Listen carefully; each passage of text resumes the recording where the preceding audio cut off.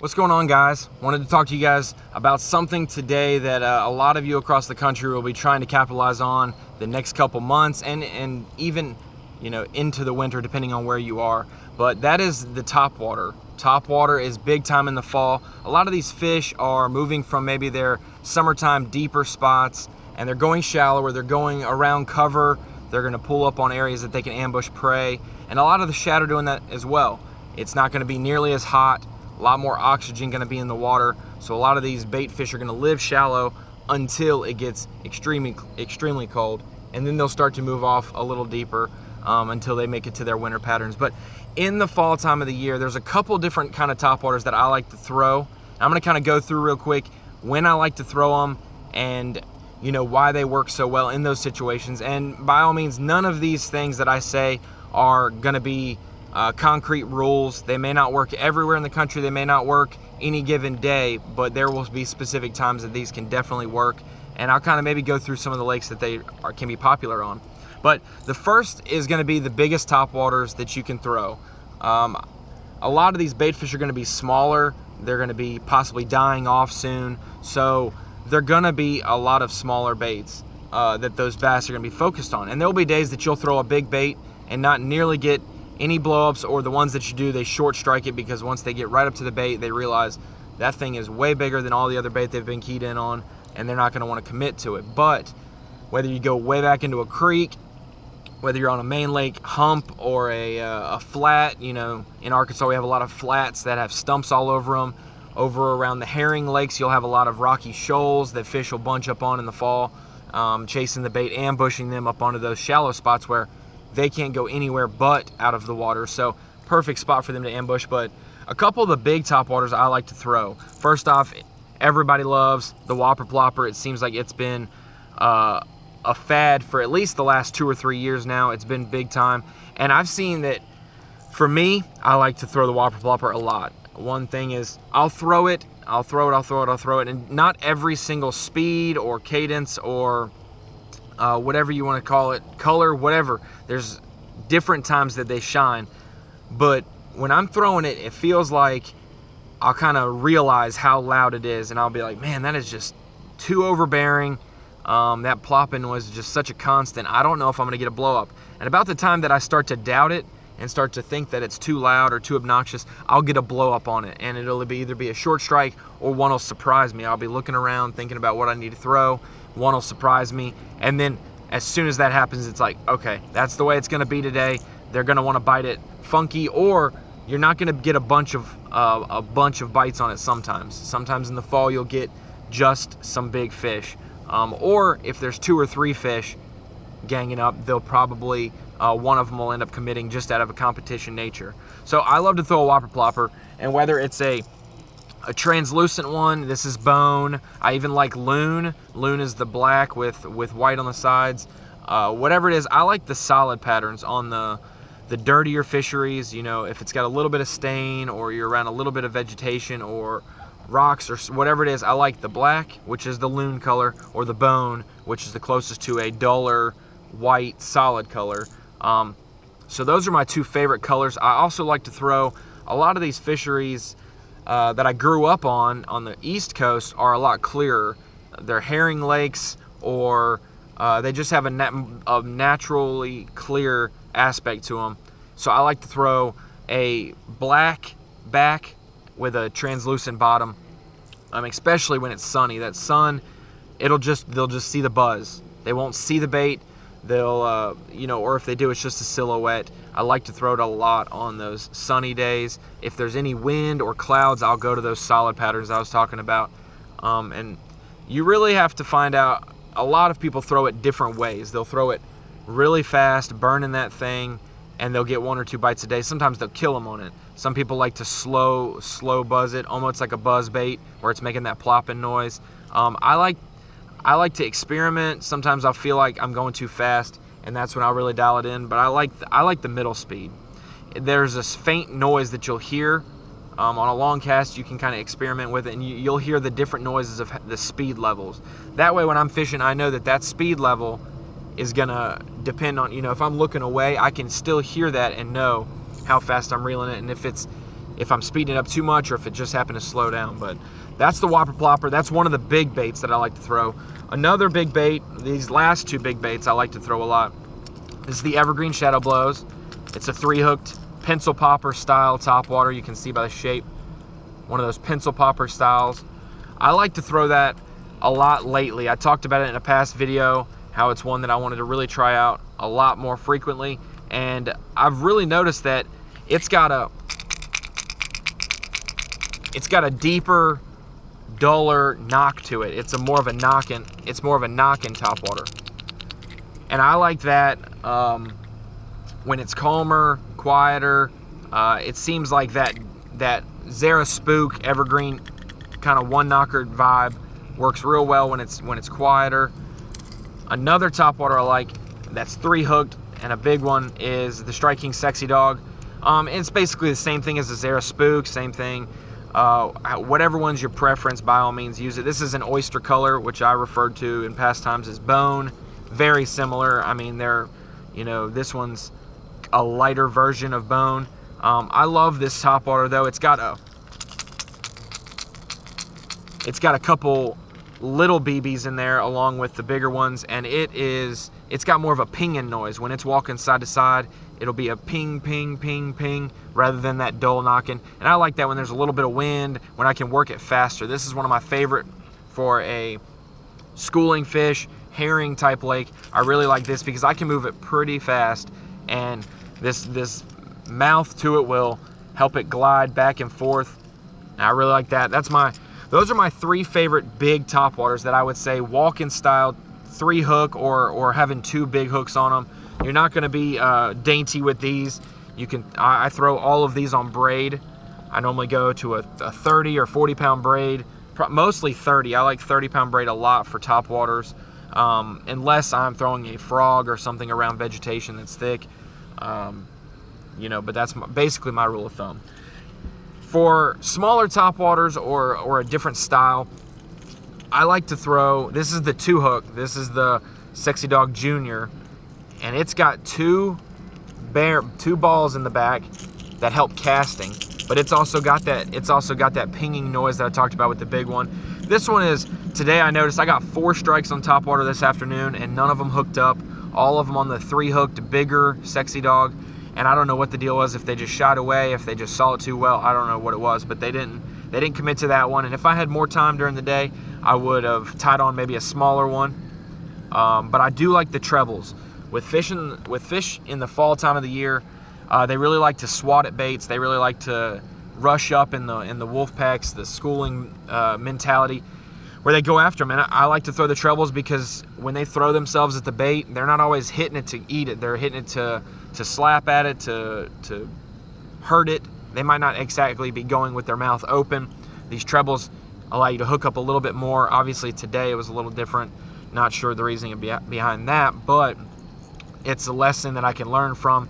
Maybe have a rule of thumb that I would say is almost have 2 of these rigged up. If you have 2 topwater rods, or you have a bigger topwater rod and then one that's a little lighter action, I would have 2 of them rigged up, 2 different size topwaters, so that you can experiment. Because that's, a lot of people don't want to follow up a topwater with another topwater for a missed strike. But I've often noticed that if you throw a topwater out and it misses it, to either throw back with that one immediately, especially if it's around a stump, if it's target oriented, those fish are probably going to go right back to that stump within just a few moments, because that's kind of their haven, that's their house, that's where they want to be, that's their ambush point. They're going to go back there. So if it's a target like a stump or a grass patch or a laydown, they're normally going to go right back there. Whereas if you're off a point, off a shoal, if it's a big flat and they're schooling, or it's just one that comes up and busts and you cast at it, it's going to be in that vicinity, but it's a lot more susceptible. They're going to roam, they're going to chase that bait that they were once chasing,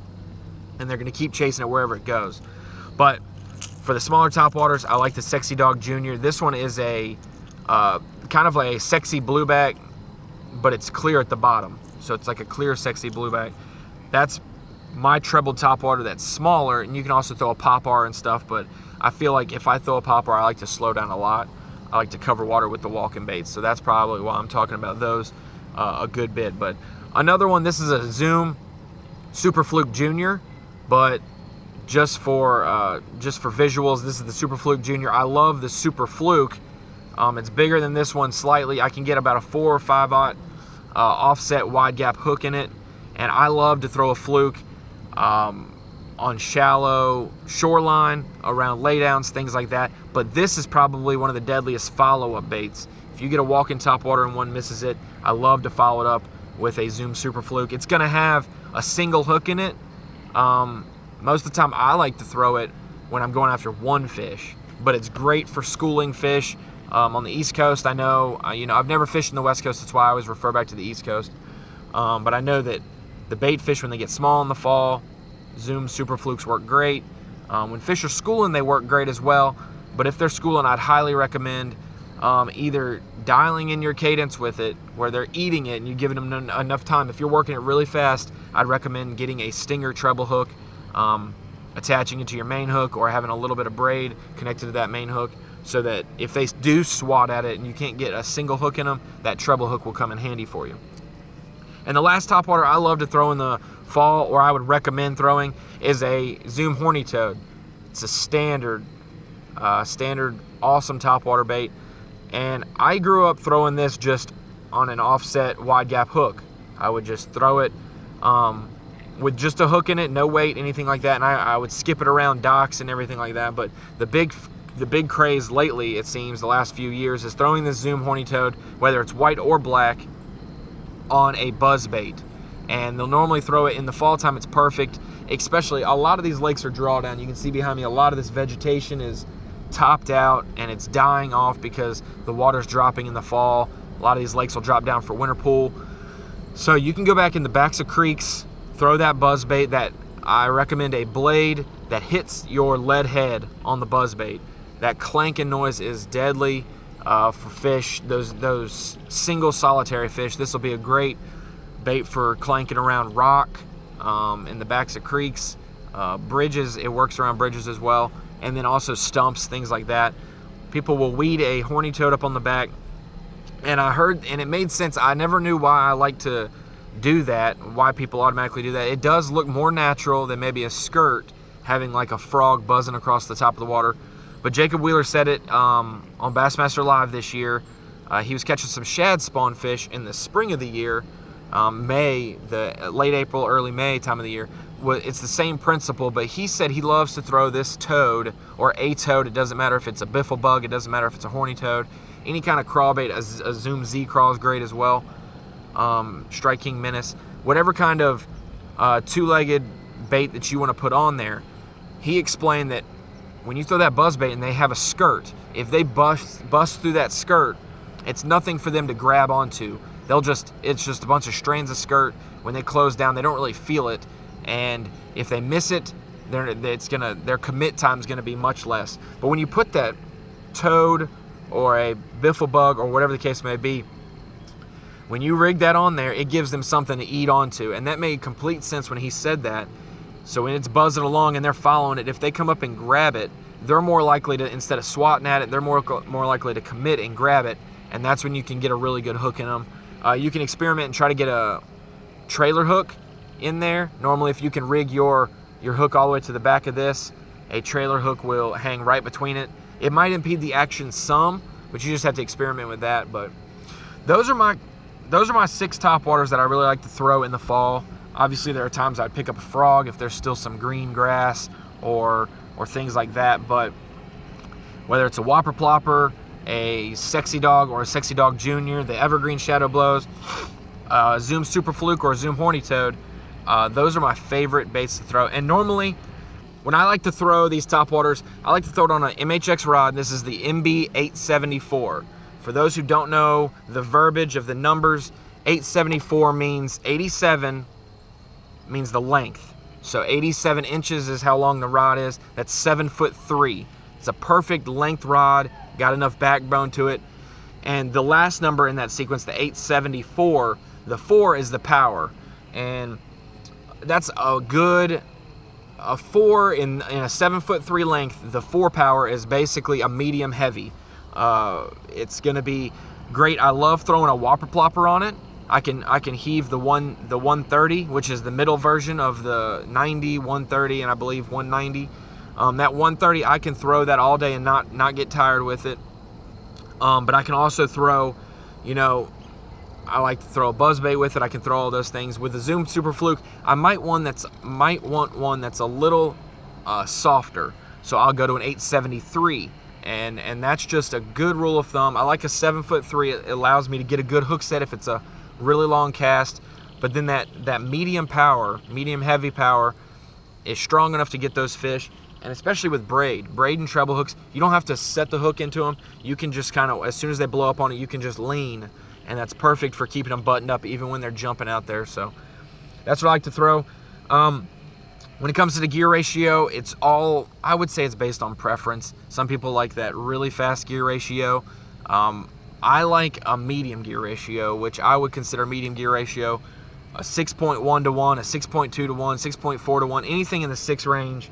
I like the gear ratio 6 something to 1. That allows me, if I want to reel a bait a little bit faster, I can. If I want to slow down, I can.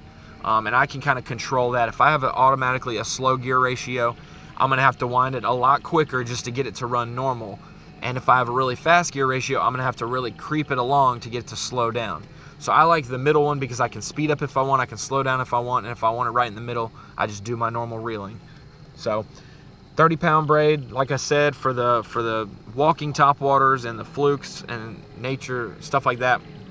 Also, for those at home, when I'm throwing that fluke, I've also really tried to throw it on fluorocarbon, and it's worked out well. I like the fluorocarbon, especially if maybe you don't want it on top and you want it just a little subsurface. That fluorocarbon, 15 pounds, 17 pound, whatever you want, gets it when it darts. The Zoom Super Fluke's darting back and forth under the water. It'll keep it a good foot to 3 foot, 4 foot below the water. As long of a cast as you can make, you can get it down there pretty far, and that's good for those fish that may not want to come up to the surface and commit. Having that fluke on fluorocarbon can be really good. Obviously, monofilament's big time for a lot of people. That's what I grew up throwing. I never thought I would need fluorocarbon or braid because I caught so many fish on mono growing up, but there are different times for that. If I was to throw a pop-R, I'd probably stick with mono, but that's just your preference. So braid is my go-to for most topwaters, especially in the fall. I can really throw that a long cast when they're schooling. I don't have to worry about trolling over there and then getting over there after they're done. So get you a 7'3" rod, get you a medium heavy, get a couple different topwaters out, and be prepared because one day they'll eat a fluke, one day they'll want the walking bait, one day they'll crush the Whopper Plopper. So just be ready to experiment. It's not going to be as easy. I know that the fall can be tough. Fish are scattered, but this is probably one of the best times of the year to catch them on topwater. So be prepared. I hope you guys enjoy this video. Give me a like, a subscribe. I appreciate all of that. I'm big time on Instagram. It's one of my favorite channels. Probably my favorite profile that I have is my Instagram. So follow me, Ronnie Moore Bass. I put a lot of 60-second videos up, whether it's action or tips, a lot of photos from the road and my experiences. So check me out there as well. Facebook, Twitter, all that. But thank you guys for watching. I hope you learned a little bit about topwaters. Let me know if you guys have any questions, concerns, or any ideas going forward. What's your favorite topwater? You can comment that below. And I'll probably end up trying it out before it gets all cold and fish stop eating topwater.